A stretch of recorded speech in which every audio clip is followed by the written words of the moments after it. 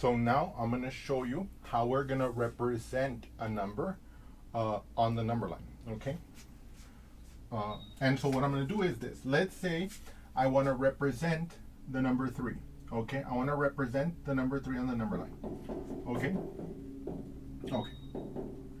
Okay. So now, what I'm going to do is I'm going to draw a number line.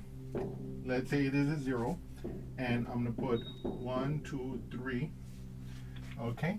And what I'm going to do to represent the number 3 on the number line is I'm going to draw an arrow, okay? And I'm going to place the tail of the arrow, which I will draw as a vertical line above the 0. I will then make the arrow go in the direction of the number I want, in this case 3. And when I'm right above 3, I'm going to put the head of an arrow like this. So of course it goes without saying that this is the tail of the arrow, and this is the point of the arrow, okay, or the head of the arrow, whichever way you want to think about it, okay. And so let me say head or point of the arrow, okay. And so we're going to say, for the purposes of our discussion, that this arrow represents the positive number 3, okay.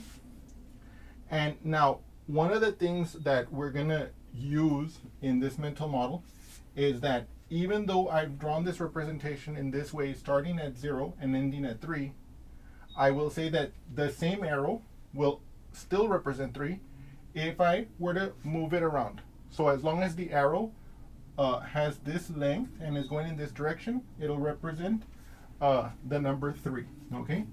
So that's going to be our idea. Now, what if I want to represent a negative number, okay?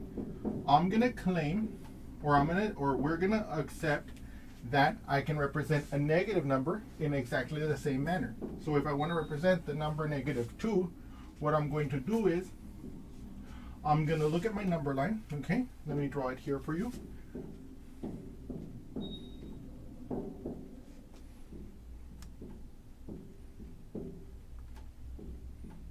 Like this, let's say.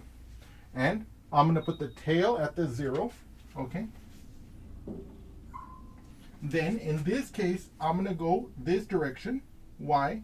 Because I'm going in the direction to -2. So that'll give me this arrow, okay? And so basically, this is the way that we're going to represent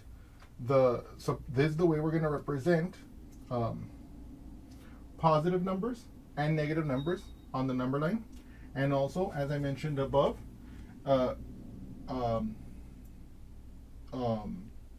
even though we have drawn it in this way, starting from 0 and ending at the number of interest, we will assume as part of our representation that this arrow, when I shift it, will still represent the same number, as long as it can be as long as it has the same length and direction as the original number, okay, as the original representation of the number as we got here, okay. So for example, let's do another example here, okay. And I encourage you to do this one on your own paper so you can get an idea. What if I want to represent the number, like let's say 4, okay? What if I want to represent 4 on the number line?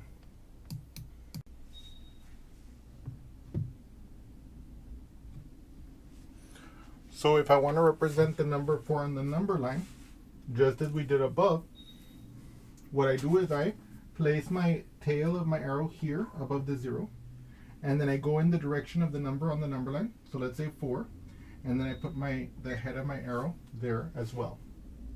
So we can look at this like, and by the way, I know I've mentioned the direction and the length of this arrow, okay? And we're gonna basically I'm gonna basically I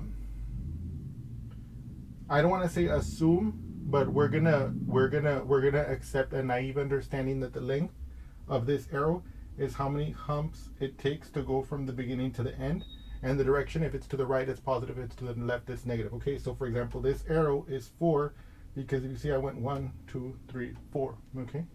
And so that kind of gives you an idea why, if this arrow was shifted to the right or to the left, it would still represent the number 4 because it would be to the right and it would be the same length. Okay? Okay. So I hope you drew this on your paper. Now I want to ask you to do the number, to draw the representation of the number. Let's say negative 3. Okay? And pause the video and draw that on the paper, and then we'll discuss it. So now over here I want to draw the representation of negative 3. How am I going to do that? Just as before, I'm going to place my vertical line, the tail of my arrow, at the 0. And because I'm representing negative 3, I'm going to go to the left, right, in the direction of the negative 3 on the number line. And then I'm going to place my arrow right there where negative 3 terminates. Okay? And so now we have seen how to draw representations of these numbers on the number line. And this mental model will enable us to discuss, to give another model for adding numbers, adding integers of different signs. And we're going to look at several examples of that. We're going to look at how to write them out explicitly, how to interpret them. And then at the end, we're going to make some observations that are going to let us calculate with numbers of positive and negative sign without having to draw a number line. Okay? But with that intuition build up first.